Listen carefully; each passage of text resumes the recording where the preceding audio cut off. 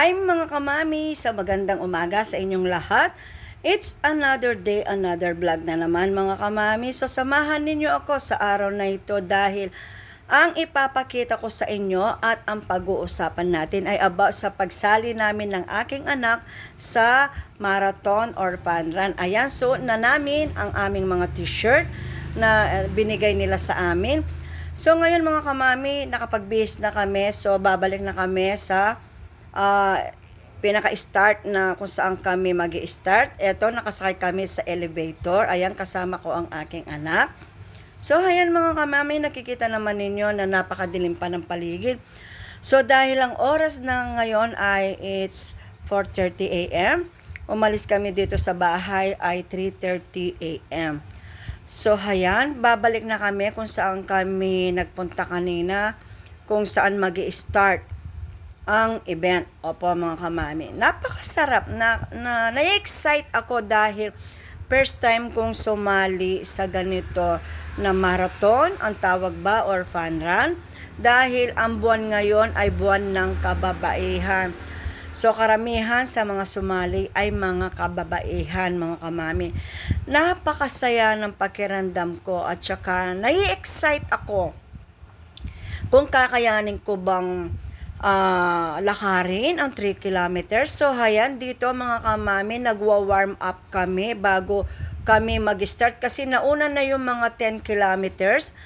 Tapos, nung malapit na bumalik yung mga sumali sa 10 kilometers, ay yung mga 5 kilometers nakaalis na. So, kami naman ang nagwa-warm up dahil 3 kilometers kami. So, ayan mga kamami, as you can see, nagwa-warm up ako. Binibidyohan ako ng aking anak. Talagang nakikita ko, talagang kailangan ko talagang araw-araw ay mag-jogging ako or mag-walking dahil tumaba ako mga kamami. Ayan, nakikita naman ninyo ang laki ng aking itinaba. So, kailangan ko talagang mag-diet pag may time. Opo. So, ayan, ginagaya ko lamang yung mga nagsusumba doon sa harap. Kasi kailangan bago talaga mag-walking ay mag-warm up muna, mag-stretch. Para na sa ganun kapag nag-start na tayong mag-walking o mag-jogging, nakapag-warm up na tayo. So, ayan, sinasabayan ko lamang mga kamami yung mga nagsusumba doon sa harap dahil yan ang pinaka-warm up namin. Nakikita naman ninyo ang dami naming nagsusumba. So dahil gustong-gusto ko ang ganito, nag-e-enjoy ako sa aking ginagawa. So mga kamami, dahil kahit nasa edad na tayo, pwede pa rin tayo mag-join as long na healthy tayo at wala tayong sakit sa puso or wala tayong iniinda sakit sa paa kagaya ng arthritis. So pwede pa rin tayong sumali sa mga ganitong fun run or marathon. Ayan, talagang kapag tumaba talaga tayo, parang mabigat ang ating katawan. Oo, kasi ako na-experience ko dati kasi medyo hindi ako mataba, hindi rin ako payat. So, nakita ko sa aking sarili dito na talagang tumaba ako, mga kamami. So, kailangan ko talagang ipagpatuloy ang pagwa-walking. Dahil nag-stop ako sa pagwa-walking, dati, araw-araw ako nagwa-walking. Yung naglalakad ako ng mga 45 minutes araw-araw, kaya lang nahinto yun mga kamami.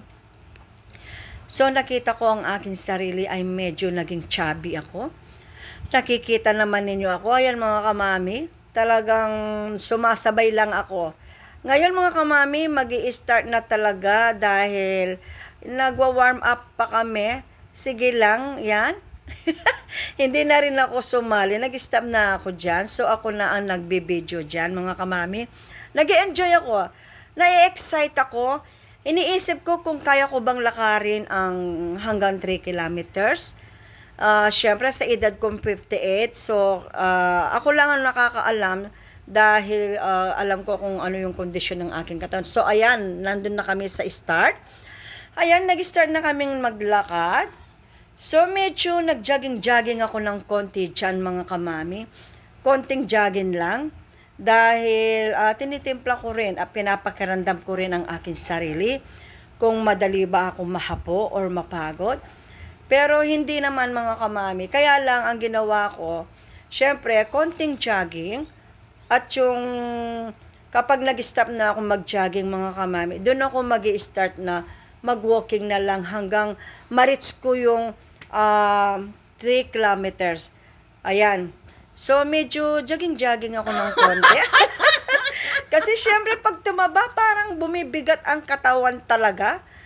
Nakita ko, sabi ko, ang taba ko, grabe. Pero alam nyo mga kamami, nag-enjoy ako. Ayan, nabaligtad ang kuha ng aking anak. Hindi ko alam paano nangyari. Pero okay lang mga kamami dahil nag-enjoy naman talaga ako. Yun, nag-uusap kami, nagkakwentuhan.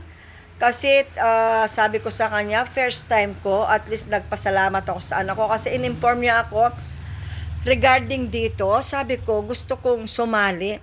O sabi ng anak ko, ipaparegister kita, sabi niya. So yan mga kamami, hindi ko na pinahaba ang video. Nakarating na ako dito sa may point na mayroong dito na 3 kilometers. Ayan.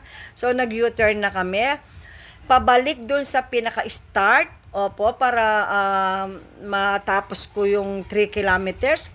Alam nyo mga kamami, kapag sumali ka pala sa ganito, may enjoy mo yung moment eh. Hindi mo iniisip na, nasa edad na ako, hindi na ako kailangan sumali dito. Hindi po. Doon mo maano sa sarili mo na ipupus mo yung sarili mo, dapat. Pagkatapos ng pagsali mo nito, idire-diretso mo na yung pagbo-walking mo. At least kahit man lang 30 minutes. So, hayan mga kamami, naka 2 kilometers mahigit na ako. So, konti na lang ay talagang matatapos ko na yung 3 kilometers. So, hayan. Naglalakad kami. Ang dami na namin pabalik sa finish line. So, hayan. Malapit na kami sa finish line. Ang dami ng mga nagsibalik. So, hayan. Sumabay na ako sumabay ng anak ko sa akin. So, siya pa rin ang nakahawak sa cellphone. Yung iba talagang running ang ginagawa. Siyempre dahil kaya pa ng kanilang katawan, medyo bata-bata pa sila. Ako mga kamami ay 58 years old. Dati nung araw-araw ako nagjo-jogging, hindi ako tumaba ng ganito. Kaya lamang mga kamami, pag pala nagkakaedad, talagang lumalaki ang katawan natin. Opo mga kamami. So ayan mga kamami, malapit na ako sa finish line. So, konting-konti na lang ay mararating ko na ang finish line. Opo mga kamami. Ayan. So, nag-jogging ako ng konti. Kung paano nag-start ako noon. Kanina. Nagkamali ako. Ayan. Nakarating na ako sa finish line. At tapos nakakuha ako ng